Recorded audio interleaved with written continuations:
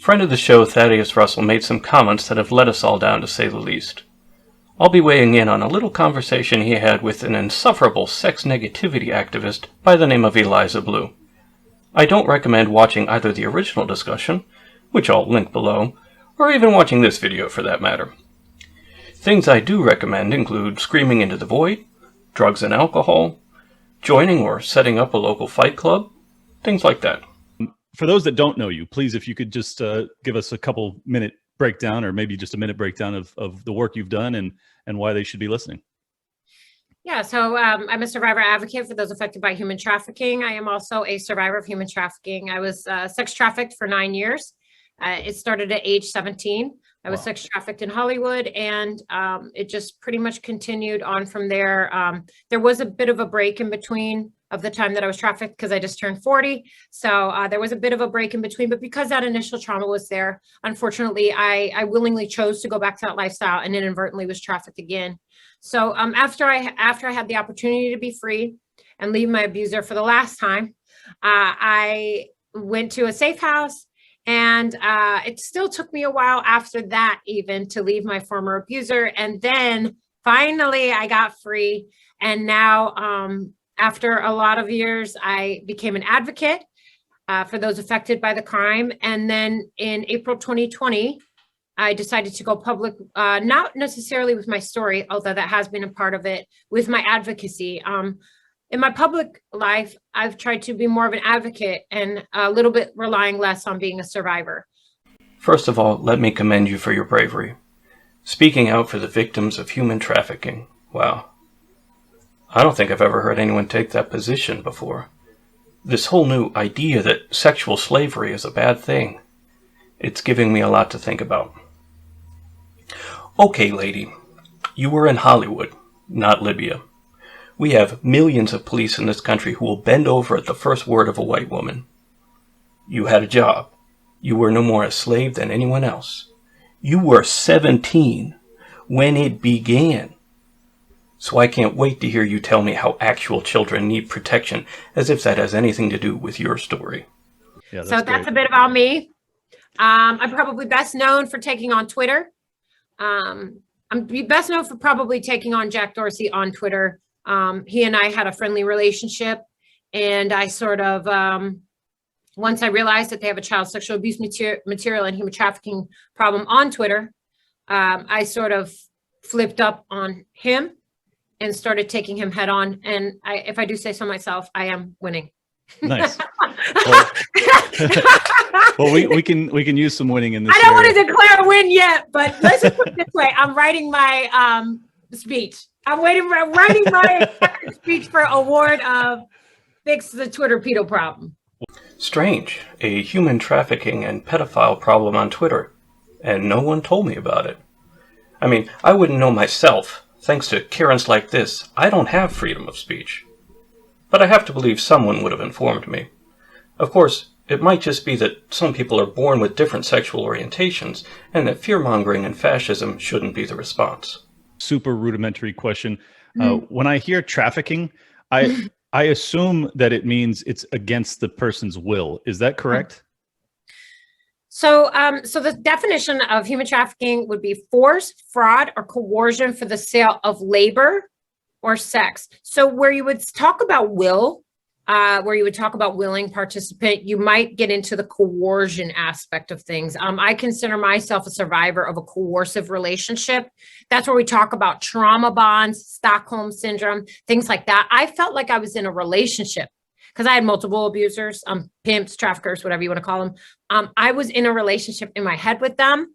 I still, today, to this moment, as a 40-year-old woman sitting here talking about these things, decently eloquently, I still have trauma bonds with my abusers. I still stand up for them sometimes.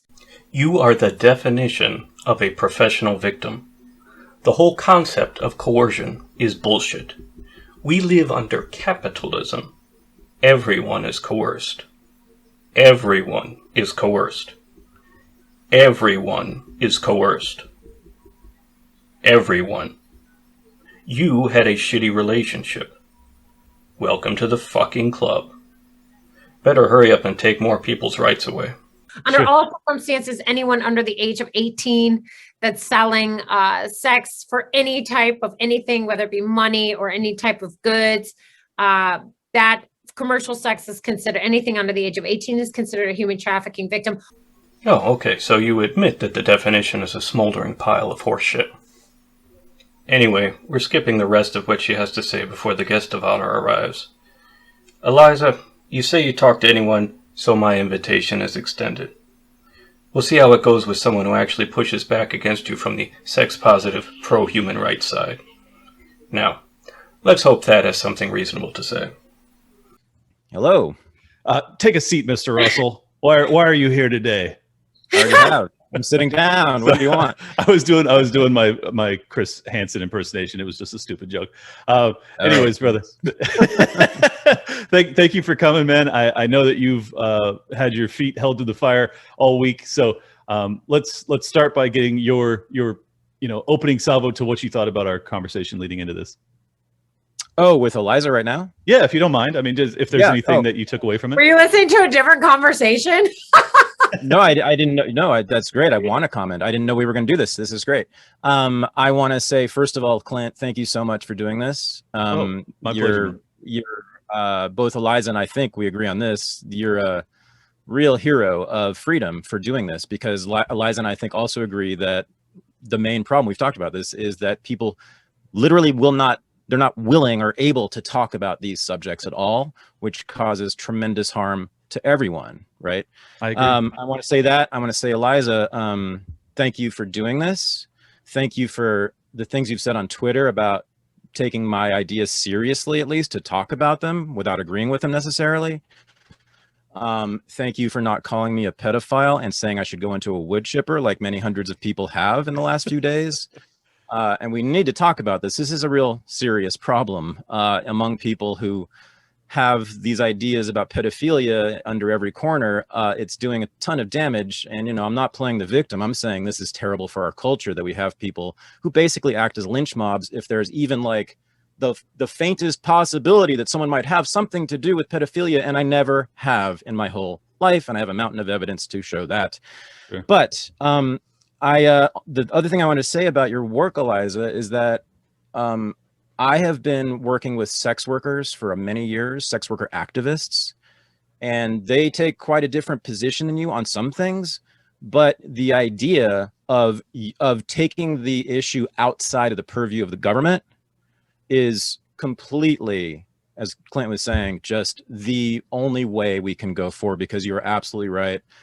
The government is not our friend. It is not the friend of children who have been raped. It never has. And in fact, it's facilitated some rape of children, as you well know. Yes. And so now that's really what I was at the bottom, what I was raising on Twitter this week, because I kept talking about the age of consent laws. That's what I'm primarily interested in. And I think that the age of consent laws need to be revisited and thought about, and we're not allowed to talk about it. I just raised questions about the age of consent and I get called a pedophile and lots of death threats. And so, but on the face of it, you can just look at it. There's obviously some clear issues. So for instance, age of consent, even within the United States, varies from 16 to 17 to 18. So 2 states right next to each other have very different legal regimes about this. Europe, across the board, the ages are much lower than the United States. The United States is an outlier. We have among the very highest age of consent laws in the world. Saudi Arabia is like about the only other one that has it at 18 or 19. I don't know what the right number is. I have never proffered a particular number. All I know is that there are many, many people on the sex offender registry or in prison who, almost all the people who have been calling for me to be killed in the last few days would agree that they had no business being prosecuted in the first place. And a great place to go look about this is a wonderful documentary called Untouchable. It was done by David Feiga, a very important documentary filmmaker. He was on my show. And it just follows the cases of several people who have been caught up in the sex offender registry who, trust me, no one would think. I mean, one was a woman who's now your age, who when she was 19 had sex with a 17-year-old boy, and she's still wearing an ankle bracelet, and she's not allowed to to be anywhere near a schoolyard, anywhere near a downtown. She can't have visitation rights for their children. She can't get a decent job. It's horrific. And there's lots of people who did things again, like when they were 20, 21, and now they're 50 and they still have an ankle bracelet, and it's never going away. It's a lifetime sentence to wear that. So there's a ton of people. That's important, right? Like, that's really, really important. And I think if we push all those, like, I peed in public people out, like those people on the sex offender registry, like, there's absolutely no reason that they should be on. And to be brutally honest, I would prefer they stay the fuck out of my way. To be brutally honest, like, I want those people that are on the sex offender registry that for no reason, like, we had sex in, like, if two consenting adults are having sex in a car in public and they get on the sex offender registry, they're actually in my way. So if we could just get those people out of my way, we're good. So we agree on that. Does that make sense? What do you mean they're in your way? They're in my way for tackling human rights violations against young children. Oh, because it's not an important issue, and it's in the way, right? In the scheme of things, that's like a hero. Like, that's like the least of my concerns. Get them out of my way. Like, I'm not worried about them. I don't want them clouding up my sex offender registry. In fact, if anything, I'd rather have an international sex offender registry of folks that are preying on young children, especially in the Bahamas, really impoverished areas. That's more my concern. We're talking about, like, so I think those folks that are like having, I think so. So we know that. So we're starting off from that same place, right? If you peed in public, I don't want to see you in my face. Like, get out of my way, right? Right. Thanks for the fucking bone, lady. Olive branch rejected. Yeah, the lowest ass level offenders should be off the registry. But you still want a registry. And you want to expand it to an international registry. I award you no points. On Thad so far, the AOC is effectively 18 in every U.S. state if the other party is not within a few years, and especially if someone accidentally takes a selfie at some point. I think all of Europe is now 14 to 16. We are at the extreme anti-liberty end. So it's an arbitrary, somewhat arbitrary number, although I wouldn't say it's totally arbitrary. It's basically culturally determined, right? So the culture of a country. We should start unpacking that, because I think where your tweets, and sorry, I'm not trying to come at you crazy. Where your tweets, I think where people are going to be, okay, first and foremost, and do you prefer Thad or Thaddeus? Thad. Okay. I feel like where folks probably get very confused is that you're trying to have an extremely complex and nuanced conversation on Twitter, which is not built for those extremely complex and nuanced conversations. So I think, we can have that here, right? We can have a comfortable, open. I'm not going to judge you. Hopefully I can meet you where you're at and you can meet me where I'm at, and we can start to unpack a little bit more of what we're talking about. So let's first and foremost take all the people off the sex offender registry that shouldn't be on, right? Okay, well that's actually a question, right? So so we can get into the first part of that question, but we're going to have to unpack this slowly, Thad, I think. Oh yeah.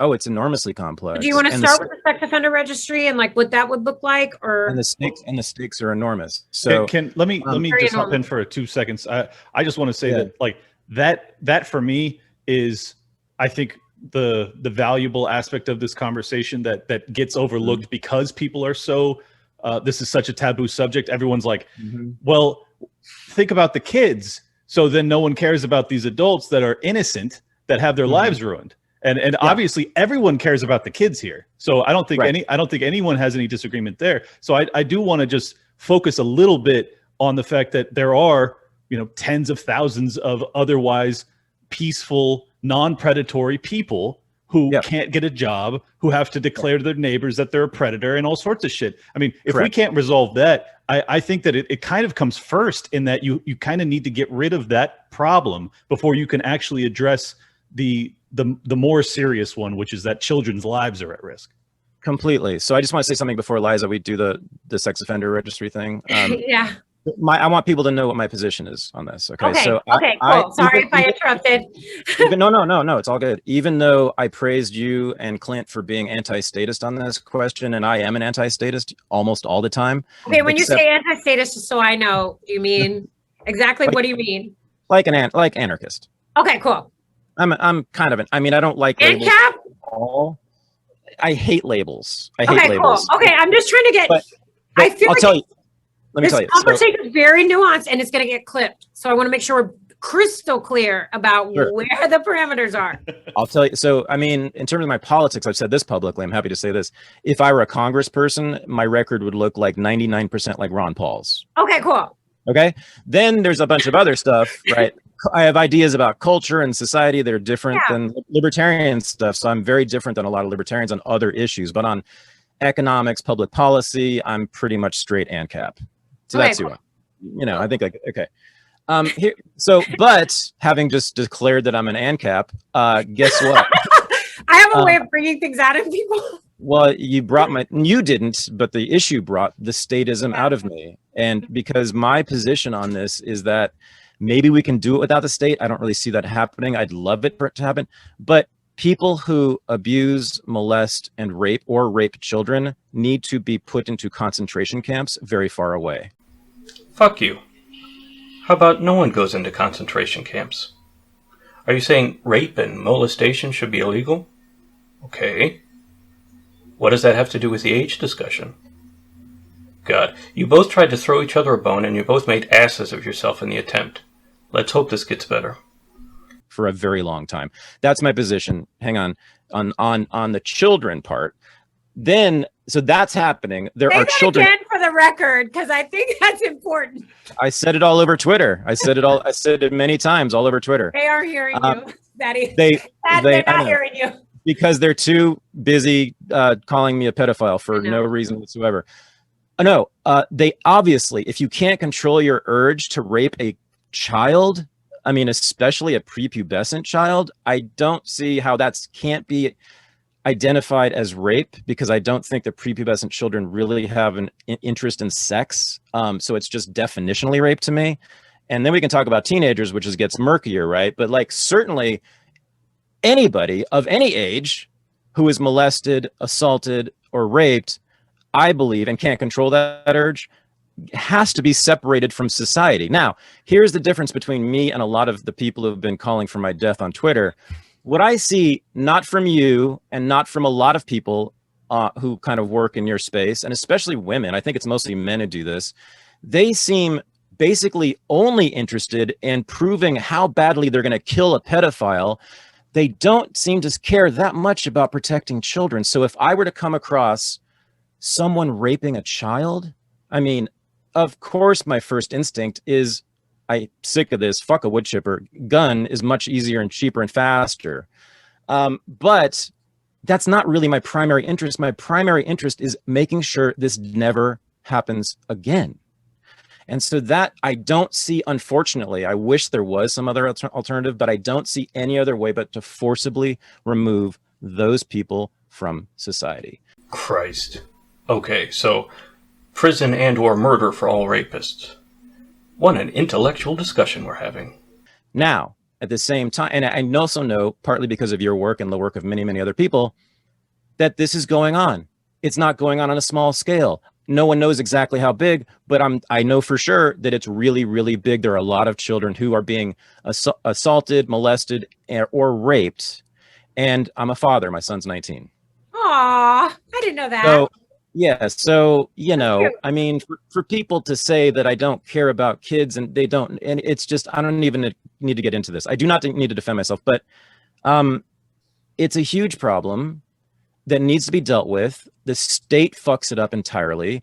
And you are about the only person I've ever heard of really in a serious way trying to offer solutions that are non-state. But I'm saying to you, I think we do need the state to do something very severe to these people.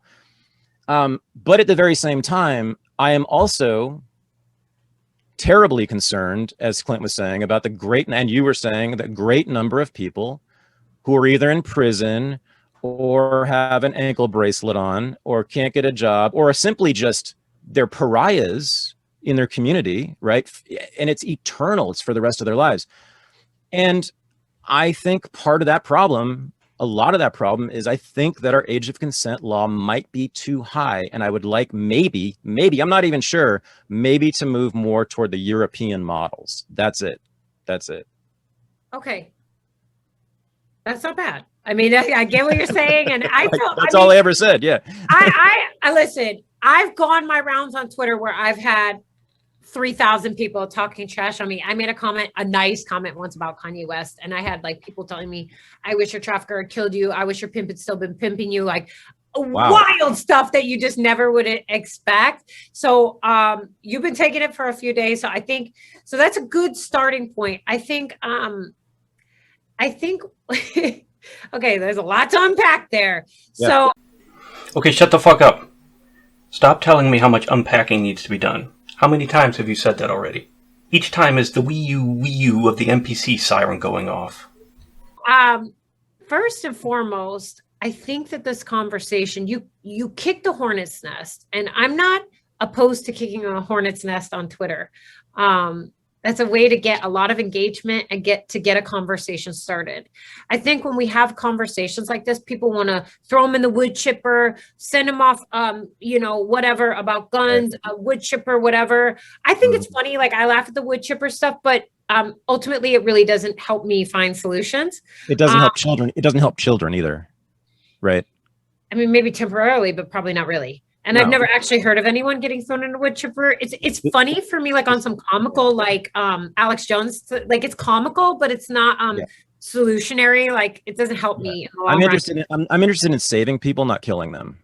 So I think that you tackled a very difficult, nuanced discussion in a space that wasn't probably adequate for that. So, okay, that's out of the way. We know that. Maybe a little bit too much. I think we could visit these conversations, but first and foremost, we have to set the parameter of, are we speaking under the context, are we speaking under the context of the way the law currently is, and in which state? Are we speaking under libertarianism? Are we speaking under Ancapistan? What are we speaking under? So like, what's the parameter from in which we're starting this conversation? That's the question. It seems as if it's a statist paradigm, because if we're talking about age of consent being a law, I mean, that's a statist solution, is that you're going to have a hard and fast rule across the board that at a certain age it's okay, and at a certain age it's wood chipper. And it applies to everybody. That's, to me, another problem. One size fits all when human development, child development, is radically varies across people. And I agree with you there. I do agree with you there. I didn't reach puberty till I was 17. I mean, I couldn't have sex really until then. But other people. TMI. No, but I feel a long time ago. I'm not. It's fine. I'm not sensitive about it. You're good. But I think that, Thad, where the conversation where you're trying to have it is in a almost like an ANCAP society. And folks are not there. Or am I tripping? Am I off base or am I right? I just don't. I'm not sure what you mean.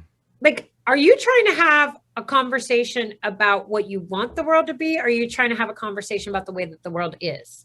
I want everyone to have the first conversation, right? Which is, I think this is the problem about this issue. And I don't have answers. I don't have an age. I don't have a law. In fact, I'd rather not have laws, but but they may be necessary. Like, I need to put my people in the concentration camp. So that's probably a law. So there are, that's not the only thing I said on Twitter. Where it started was, we all say a lot on Twitter. Where it started is that I have known, and you've probably known, and Clint's probably known, many, many, many people, women and men, over the years. Many of them I've known extremely well because I was dating them or married to them, who had their first sexual experience as 12, 13, 14, 15-year-old with an adult. And they, across the board, don't feel like they were victimized at all. And these are people who are now like my age in their 50s, okay? So they still think this. They don't think there was a victim. They don't think the guy deserved anything. Sometimes, it was always a guy. Because a lot of gay men have this. It's very common among gay men. That's what Milo was talking about. He's just stating a fact that a lot of gay men had their first sexual experience with a man when they were technically children. And I've talked to so many of them who said this to me. Not only was it not bad, it was a wonderful experience. And what do we do with that? I was with a woman for a long time. We were the same age, so people aren't getting confusion about this. We started dating when I was 27 and she was 26, and we stayed together for 15 years. And her first relationship started when she was 15, and it was with her high school English teacher, and it lasted for 3 years. I think he was in his 30s. 1,000% illegal. Everybody on Twitter tells me that they would put him through a wood chipper. And I'm telling you that she never once has thought about the relationship as anything other than just a relationship. And so for him to be put in prison or killed or even ostracized would make no sense to her. And actually I'm pretty sure she would see it as a terrible injustice. And I can tell you stories of many, many other women and men who have told me just that. And so that raises a really hard question. I'm not saying this is an easy answer, right? This is a tough, tough question. It's the hardest question. I don't have an answer, but it is a question that we have to deal with because a lot of those people do in fact end up in prison or killed. And do we really want that to happen? Especially retroactively. You know, if you have a woman who it turns out, you know, she's 50 years old, but when she was 15, this thing happened. Do we really want to go get that guy and stick him in Attica? You know, I don't think so, but that's all I said on Twitter, right? Yeah. And all I said on Twitter, and that was. I just think it's probably a bit much for Twitter, right? I keep going back. So let's. Why? Because it's not a simple sentence answer, and especially it just requires further elaboration, which is what we're doing here. It requires a lot of nuance, and especially it doesn't come down to how the child feels. When we see something like how the child feels, that's going to be a red flag for grooming behavior. But if you want to have a serious conversation, we could talk about the fact that so when we're talking about the bounds of what. Sorry, can I just clarify? Sorry, I just want to clarify. That's a super important point. I need to clarify that. So what I meant by that was, like this woman I was describing, the child and their consciousness going forward through adulthood. If their consciousness about this thing through adulthood. Yeah, that's not what you said. The tweet said how it depends on how the child feels. When you add child and feels, you come on, Thad, you're a smart man. I don't need to explain this to you. Oh, grooming. Hey, everybody, grooming. I guess when people live their lives in a way that doesn't agree with your moralizing, you need to rationalize it to keep your sex negativity alive. Guess what? You were groomed by a society that hates sexual freedom and thinks stormtroopers in people's bedrooms and fascist registries are the answer. Thad, buddy, old friend, this is not a complicated issue. You call yourself a libertarian, something I'm trying really hard not to comment on. How is it not obvious to you that we err on the side of doing less? I was masturbating and interested in sex when I was 8. When I was 8. No bullshit about trying to protect me or anyone else would justify any government or vigilante from inserting themselves into me or my partner's business. No, I understand that. But if you look at the context of the tweet, it's obvious that's what I was referring to. I was referring to this woman specifically. Yeah, but we don't cherry pick when we talk about situations like this because we talk about society as a whole, right? So you're talking about a specific instance, and we're not talking about how your friend feels. And I know you're close to that person, and that's great.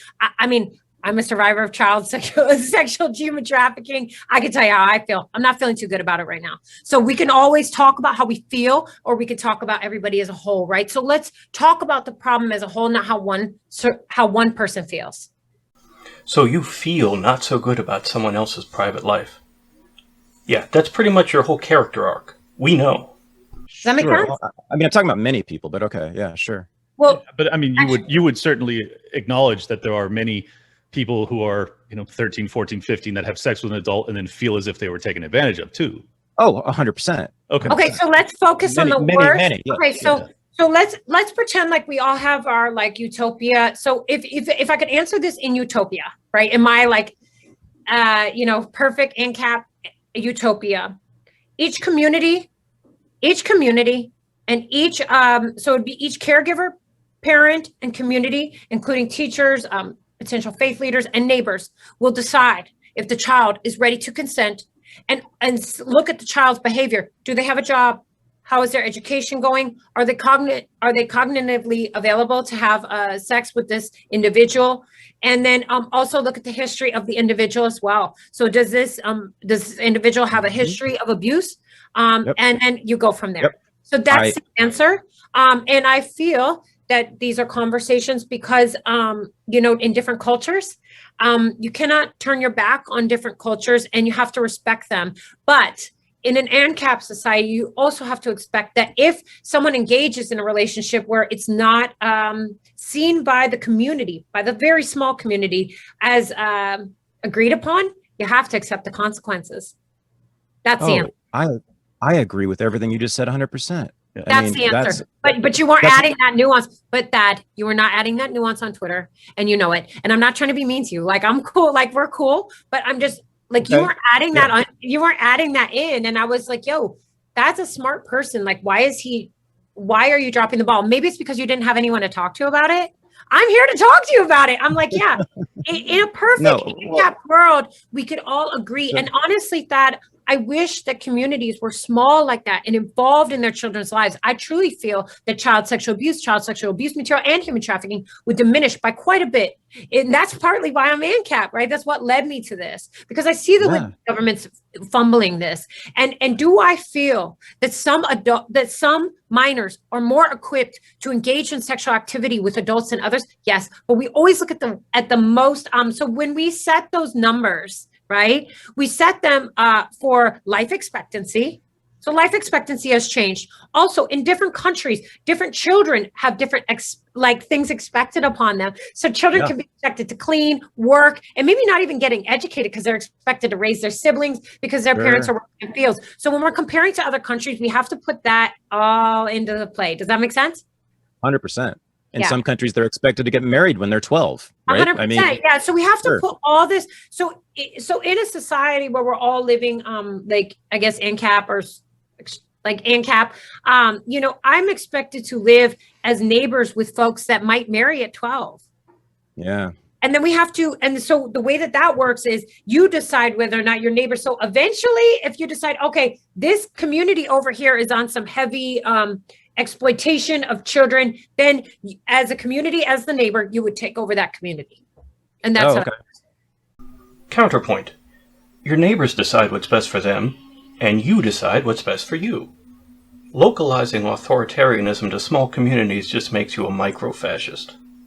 Sure. Well, my buddy Jose Galasan from No Way Jose tweeted out, and a bunch of people agreed with it. I don't know how I feel about it. I kind of lean towards his option here. He says that the age of consent is whatever age I decide that it's irrational to put a bullet in the brain of the person that's sleeping with my child.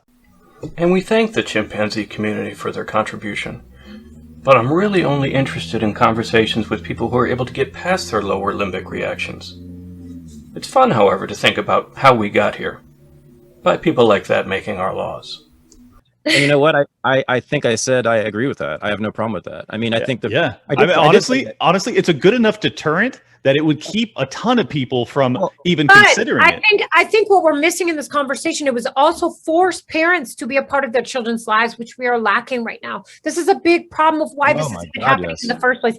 If you are involved in your children's lives, and I know not everybody has a perfect family structure, but the caregivers' lives, I mean, if you are responsible for deciding whom a young person engages in intercourse with, then I think that you would be a little bit more involved in that child's life. And this comes down to teachers, neighbors, caregivers, sports teachers, all this stuff. So I think that would be ideal. And I think that's the conversation you're trying to have, Thad, but it's not coming out on Twitter.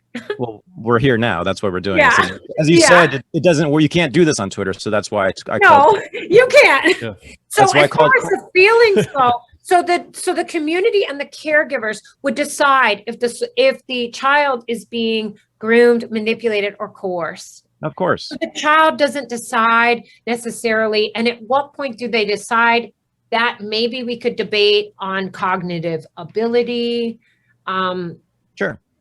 Does that make sense? Yeah. We're kind of dancing around the issue here. I mean, we're not dancing around it, but I think that there's a focal question that needs to be addressed is, can a kid, because if you're 13, I would still kind of consider you a kid. Can they consent? Whether or not they feel okay about it once they become an adult. Can they consent? Really? It's a question that I don't have an answer for. It's tough, right? Is it tough to you, or is that clear? No, because I think when we look in history, right? So when we look at life expectancy, like before, I probably would have already been dead. I mean, I'm a 40-year-old woman, so I probably would have already been dead at many points in history. So I would have had to have had children earlier. Now, with the use of modern technology, I still have a chance, right? But in the past, I would have had to start having intercourse earlier. And that would have required me to start around the time of menstruation. And sometimes children can menstruate around very young. I think that it depends on the culture. My God, this is painful. The host asked a stupid question, first of all. So he's saying, even if the minor is on board, and decades later the minor still doesn't think they were wronged, you still have to ask whether or not that counts as consent. Still not good enough for you. Then, you completely fail to address the question and instead word salad me about life expectancy and cultural relativism. How about whether or not we have clean drinking water and antibiotics shouldn't decide whether or not we need to intrude ourselves into other people's sex lives? What you're actually saying is that two people should suppress their otherwise normal and harmless instincts because you might get offended they didn't play out their life cycles on your timetable. I think it depends. Well, first and foremost, we're speaking, and just for clip purposes only, right, gentlemen? We're speaking in the context of like total ANCAP like environment, right? We're not speaking under the context of like the laws as they are written right now. I always stick to the laws as they're written right now. So we're talking in a totally different universe where, we're not ran by the state, right? Okay. Yeah. So I think that the community and the child, if the child so desires to have intercourse with an adult, the parents, caregivers, and anyone it's just what I just said. That would be up to if the child has desire, and if the community also decides that the person that they're supposed to have intercourse with is not using force, fraud, coercion, manipulation. Of course. Because Absolutely. in I mean, a we weird- do this with because I'm a Christian, right? I'm a Christian. I believe in Jesus Christ. Big fucking surprise. And I know a lot of people are going to be like, but who am I to say and push my morality on another person? Yeah. That's not how we do Beautiful. life, right? That's So- beautiful.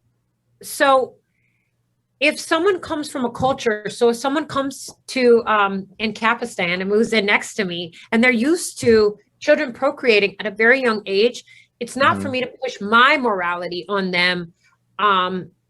It's for us to decide as a community. And Can I just scream into the microphone? You would get the gist of my argument still, right? Yeah. if life expectancy is longer, I don't see a need to procreate. And I think most communities would decide, and most caregivers would decide, you know what, the 12-year-old, 13-year-old, 14-year-old probably doesn't have the cognitive ability to have sex with this 40-year-old. And maybe we need to further educate this child. Bitch, Christ. People don't engage in sexual activity because of the need to procreate. Regardless of culture or life expectancy, we don't need you or your opinions interfering. I'm done. Don't even bother saying anything intelligent or based in the comments. You won't be able to restore my sanity. I'm begging you for the wood chipper at this point. I don't have the patience to live on this planet.